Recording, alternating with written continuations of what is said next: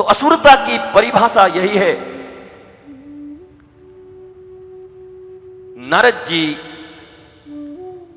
दुनिया के दुख से, मनुष्य के दुख से दुखी हुए हैं और भागवत का निर्माण हो रहा है। यद्यपि नारद जी के लिए भागवत का निर्माण नहीं हो रहा और न ही किसी परीक्षित के लिए भागवत का निर्माण हो रहा और न ही किसी सनक, सनंदन और न ही किसी सूत और सौनक के लिए हो रहा है।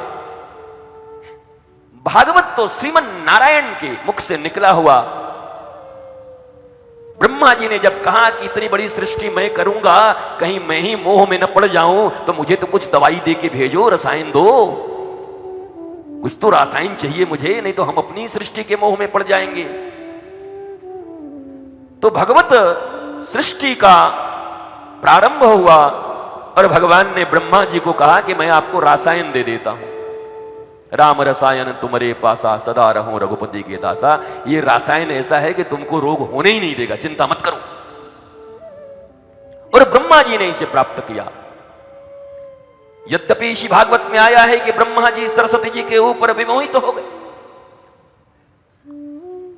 एक बात भारतवासियों को पुराण, शास्त्र, वेद और अपने संस्कृति के वाहकों को और समग्र विश्व को यह जानना जरूरी है कि हमारा आपका जन्म ईश्वर के ऊपर कमेंट करने के लिए नहीं हुआ, शास्त्रों के ऊपर कमेंट करने के लिए नहीं हुआ। उन शास्त्रों से हम क्या सीख सकते हैं और अपने जीवन में आह्लाद और आनंद कैसे ला सकते हैं, इसके लिए शास्त्र का हमें अध्ययन करना है। हम शास्त्र के विवेचक नहीं हैं। यद्यपि कहते हैं कि भागवत में विद्वानों की परीक्षा होती है, परंतु वहां भी लिखा हुआ है कि भागवत उनके सामने ही खुलती हैं जो बच्चे की तरह मां मानकर भागवत के सामने पड़ जाता है कि मैया कुछ तो रहस्य खोल दो। विद्वान भी नहीं खोल सकते इसके रहस्य को। यहां परीक्षा की कोई बात नहीं है। एक पुत्र की भांति जब मैया भागवत के सामने पड़ जाए, हे माता अब आप ही अपना दुग्ध पान कराओ, बालक हूं, और वह माता अपना दुग्ध पान करा सकती हैं, विद्वान भी भला भागवत को कहां से निकाल सकते हैं, भागवत के मर्म को कहां से जान सकते हैं। ये तो एक ऐसा अखाड़ा तैयार कर दिया गया है जिसको ताल ठोकना है वही आ जाता है। बोला आओ भागवत में विद्वानों की परीक्षा होगी। ऐसा लग रहा है मल्लयुद्ध होगा, लग रहा है लंगोट पहन के यहां भिड़ंत होगी, भक्ति होगी, भाव होगा।